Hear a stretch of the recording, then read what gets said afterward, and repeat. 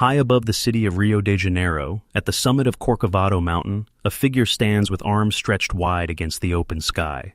Below, millions of people move through their lives. In the favelas, on the beaches, in the streets that pulse with sound and color and heat. And above them all, in silence, Christ the Redeemer watches. It is, by almost any measure, one of the most recognized images on earth. Travelers who have seen it in photographs their entire lives report being stunned into stillness when they finally see it in person. There is something about the scale, the serenity, the sheer improbability of it. A 30-meter figure of reinforced concrete and stone, balanced on a mountaintop, arms open to a city of millions. But the story of how it came to stand there, the vision, the argument, the sacrifice, and the extraordinary human hands that shaped it, is a story far fewer people fully know. The idea was not born in the 20th century.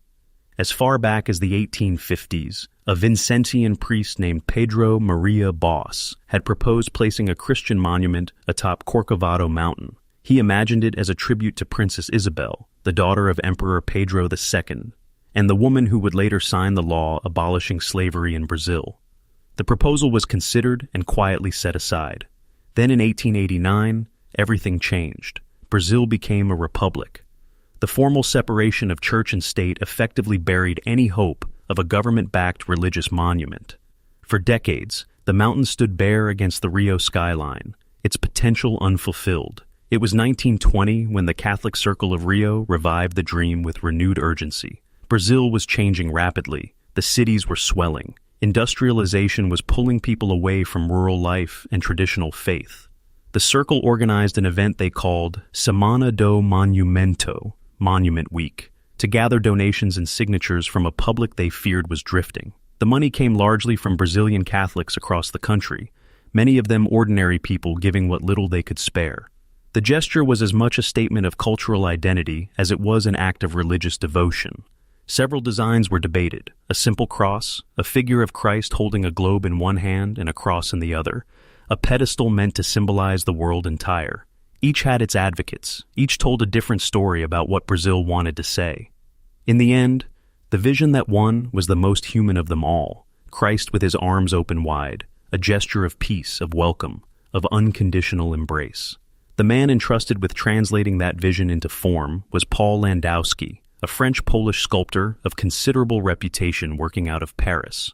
Landowski had won the Prix de Rome and was known for large-scale figurative work that balanced classical discipline with modern sensibility. He worked in sections, modeling the figure in clay and plaster in his Paris studio, solving through art what others would later have to solve through engineering. The face itself, that expression of profound and wordless calm, was the distinct work of Romanian sculptor Gheorghe Leonida, who had studied at the Fine Arts Conservatory in Bucharest and refined his craft further in Italy.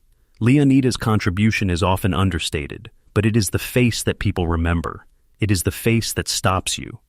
On the ground, the construction effort was led by Brazilian engineer Heitor da Silva Costa, a man of both technical skill and deep personal investment in the project's meaning. He worked in close collaboration with French engineer Albert Caquot, one of the foremost structural engineers of his era, who designed the reinforced concrete framework that would become the statue's skeleton. The partnership between these men, Brazilian vision, French structural genius, and a Romanian artist's human touch, reflected the fundamentally international character of the undertaking. The engineering challenges were formidable in ways that are difficult to fully appreciate today. Corcovado Mountain rises 700 meters above sea level. The summit is narrow, exposed, and buffeted by powerful winds. There were no cranes capable of the task, no roads adequate for heavy transport. Materials had to be carried up by a small cog railway that had been built decades earlier, with pieces carefully sized to fit what the mountain would allow. Every calculation had consequences. Early in the planning process, a critical structural decision had to be made: steel or reinforced concrete.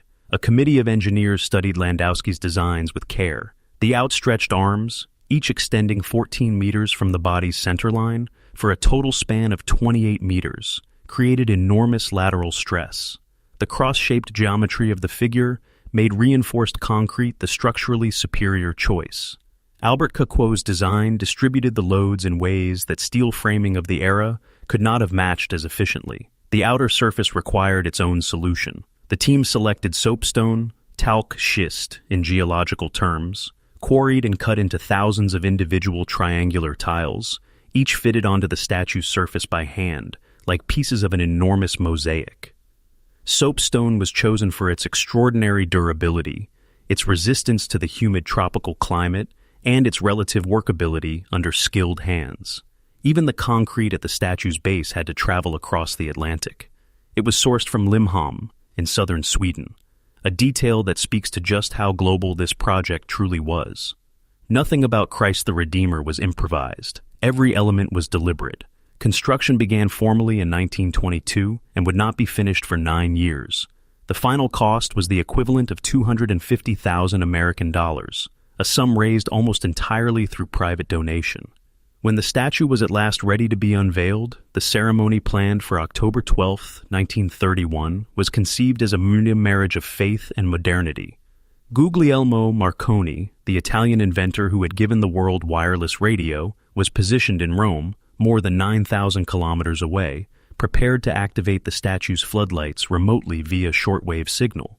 It was meant to be a breathtaking demonstration of what the new century could do, science reaching across the globe to illuminate sacred stone. But a storm rolled over Corcovado that evening, disrupting the signal entirely. The lights were switched on by hand, right there on the mountain. Even in its opening moment, the statue seemed to insist on something older and more stubborn than technology.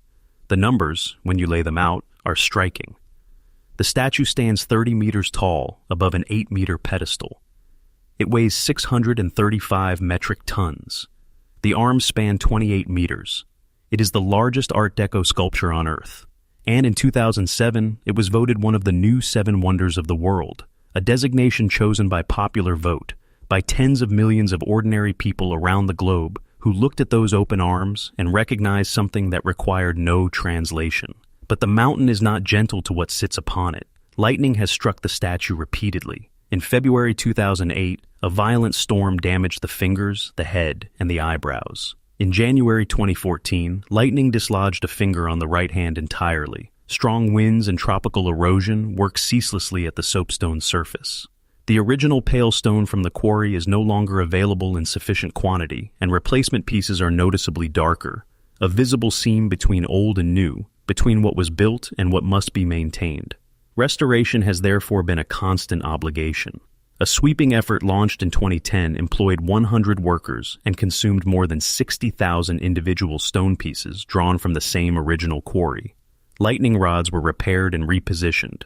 The internal iron armature was reinforced against corrosion.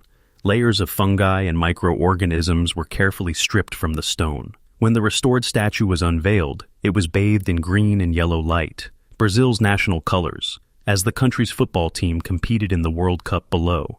The monument and the nation spoke to each other across the mountain air. In 2006, on the statue's 75th anniversary, a chapel was consecrated in the space beneath the pedestal, dedicated to Our Lady of the Apparition, Brazil's patron saint. Catholics may now be baptized in its shadow. They may be married there. A monument built to speak to millions had become a place where individual lives are marked and blessed. What Christ the Redeemer ultimately achieved was not merely architectural. It proved that monumental art could be realized across continents, languages, and disciplines, that a priest's 19th century dream could become a sculptor's Paris studio model, an engineer's structural calculation, and finally a stone figure on a tropical mountaintop seen from space. From that summit, those outstretched arms have said something that words have always struggled to say cleanly. Come, you are seen. You are not alone. If you found this history worth knowing, subscribe for more stories of human ambition in steel, stone, and concrete.